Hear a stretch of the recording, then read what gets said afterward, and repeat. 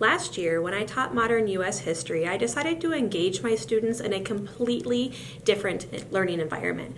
Rather than have students read or listen to me lecture about the impact of the Vietnam War, I enlisted the help of experts, our local veterans. After studying the Vietnam War in class for about a week, students spent time interviewing our local heroes, and those stories and the emotions and the impact that these had on our students is beyond my expectation for this assignment. We have interviewed dozens of Vietnam veterans, and several of those heroes gave us permission to post their interviews for everyone to hear. And with that being said, welcome to our 20th published Vietnam veteran interview. I'm Randy Carpenter. I entered the Air Force September 27, 1974, and I was discharged on June 16, 1983. I was a member of the U.S. Air Force. My name is Cassandra Barker, and I'm a senior at Ridgeview High School. On February 21st, 2019, I had the honor and privilege of speaking and meeting with Vietnam-era veteran Randy Carpenter. For me, this started out as just another assignment for modern U.S. history. I did not expect to be so fortunate to learn so much along the way. Mr. Carpenter is an amazing person with great stories. At age 18, Mr. Carpenter had enlisted in the U.S. Air Force and was on his way to boot camp. This really hit home with me because I'm 18 and can't imagine getting on a plane and leaving my family right now. When I asked what he remembered about the day he left, he said there were a lot of tears. The thing I remember most is probably being at the airport with my family. My mother was a disaster, my girlfriend was a disaster, and I was getting ready to take my first airplane ride. I didn't realize that you didn't have to really hang on so tightly when you got on a plane. I had a white knuckle flight, but once we were in there, we were great. So here he is, 18 years old, far away from family and friends, and ready to start basic training. Basic training was 6 weeks at Lackland Air Force Base in San Antonio, Texas.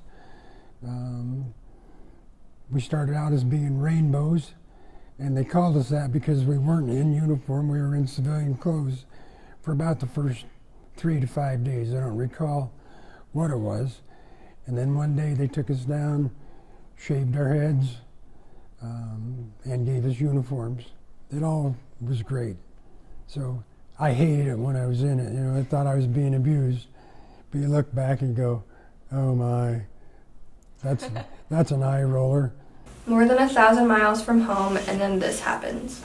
I got the measles when I was in the service, when I was in basic training. And I don't really think it was measles, but that's what they diagnosed it. So I spent 3 days in a hospital ward, eating ice cream, watching TV. 6 weeks after leaving his family at the airport, he's finished with basic training and well on his way in his military career. Mr. Carpenter learned some valuable skills while in basic training. Number one was the discipline. I've been well disciplined at home, raised to respect the flag, be patriotic, respect our elders, stand up when a woman enters a room, stand up and greet the men as they came in. But the Air Force taught me respect for the senior folks to me, the officers, the NCOs, taught me that you have to be on time. Doesn't hurt to be a little bit early. Teaches you to know what you've got to do. We had a young man who came in with knee-high boots, the moccasins, and we had to be down in formation at 6 o'clock in the morning. He couldn't make it because every morning he tried to lace up about 20 laces on his boots. We've all heard stories of relationships formed in the military. Mr. Carpenter can attest that there are unique bonds that form. I learned that I had to depend on myself. I learned about relationships that still exist today. I still have contact with people I went to basic training with. Still have people from my first duty station, which was Offutt, down in Omaha. Stay in touch with those guys, know what they're doing, what they're up to. It's a great way of life. And it's one of those things that you hear said thousands of times. If you've never served, you don't know what that relationship is. And I never served in a foxhole wasn't what I did, but I still have relationships that when you see another GI or an officer, you respect them, you greet them, you treat them with great integrity. So you know you have to be a person of your words. Not only did he learn discipline and respect, he loved the work he did while in the U.S. Air Force. I went to Lowry Air Force Base and I went into supply. So, and then as part of supply, part of my job was keeping the airplanes down at Offutt supplied with the materials and equipment they needed when they were doing repairs on the engines or the electronics or that kind of. I just kind of managed what was there. They've used one, order one, and I did that for about the first 3.5 years that I was in. And then I cross-trained into what was called special electronics. And from there I went from being on an active Air Force base, I went to a depot out in Sacramento, California. And we worked with instruments that had to be a long ways from airports and traffic, trains, that kind of thing, because we wanted the ground to be quiet, because we were monitoring world events and reporting them to the State Department and that kind of thing. So we were in California, our headquarters was in Florida, and they were taking information from our instruments into a place in Florida, and they were making their calculations and saying, that's a violation, and would file a protest with whoever the violator was, or maybe the United Nations or whatever. Went from us to that headquarters and then to the State Department.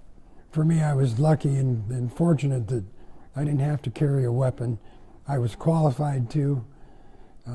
I delivered weapons to the Strategic Air Command, the Underground, the Airborne Command Post. If they were on alert, I was part of the crew that delivered weapons from one side of the base to the other. A lot of different experiences that some people never ever had.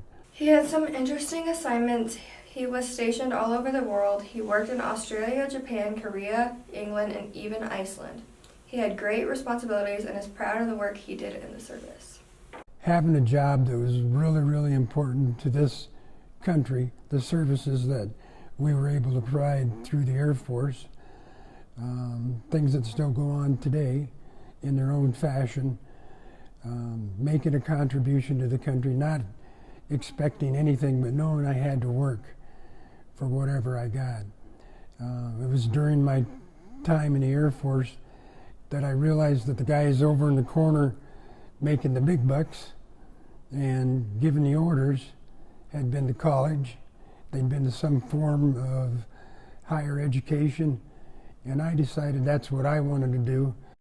After getting out of the service in 1983, Mr. Carpenter went straight to Iowa State University to pursue his education. Well, during that time that I was in, and I was able to identify that I would rather be more like the officers and that, we left Sacramento, California, moved back to Des Moines, and by that time I had already been accepted at Iowa State. So I did the 5-year plans in 3.5 years. I had a wife and a daughter, and by the time we got out of school, a young son. But I went to school. I started in the fall of '83, graduated in the spring of '87. But I went spring, summer, fall, all the time I was there, worked a part-time job. First 1.5 years or so, I thought I was going to be an engineer, but I didn't have the math skills that the kids today's have, and it had been 14 years since I had any math other than balancing my checkbook.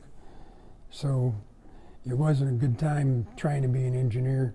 I washed out and went into industrial technology and made the dean's list from that point forward. In visiting with Mr. Carpenter, I realized that there's a lot about military life that civilians can't understand. I asked Mr. Carpenter to try and explain what military life had taught him. I think it's just a different kind of world, and I think that our country is separated into about 3 different regions: East Coast, West Coast, and the Central U.S. And I think the values of each of them are somewhat different, at least if you take the political look at things. We're more conservative here in the Midwest, probably from Ohio west out to California, Washington, Oregon, which are far more liberal. We're in the Midwest, we're more work-oriented. I want something, I'm going to work for it. Mom and Dad aren't going to provide it for me. In some cases that's true, but Mom and Dad or Grandpa and Grandma, somebody worked hard so you have that benefit also. Mr. Carpenter's passions for the military was clear when I asked if there was anything he thought young people needed to understand about the military. I'd like to stress the importance of today's military and the opportunities for the young people to serve. If you don't have plans, the military is a good life. You have to be somewhat of a conformist. You have to obey those rules, but that sets a good stage for you to have with your values and your responsibilities the rest of your life. It doesn't pay that great, but the service you gain in your heart, the belief, what you understand about our nation, by the time you're out, change your life forever. I'm thankful that Mr. Carpenter took the time to come in and visit with me. I gained so much insight during our time together. To Mr. Carpenter and to all our veterans, thank you for your service.